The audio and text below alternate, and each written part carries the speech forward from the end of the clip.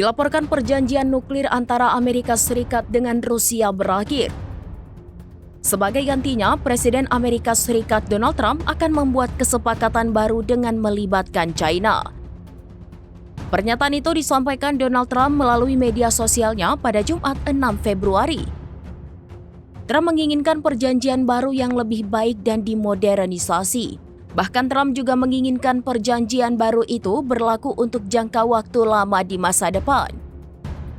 Sebelumnya Rusia sempat menawarkan perpanjangan perjanjian selama 1 tahun.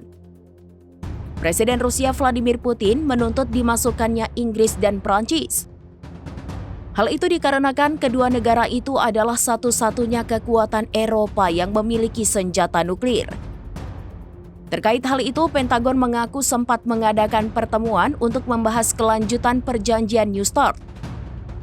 Namun Pentagon menyebut perjanjian baru diperkirakan akan sulit.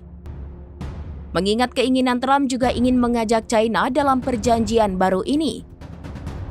Pentagon menilai China kurang tertarik untuk membatasi persenjataan nuklirnya. Sebab jumlah senjata nuklir yang mereka miliki jauh lebih sedikit dibandingkan dengan milik Amerika Serikat dan Rusia.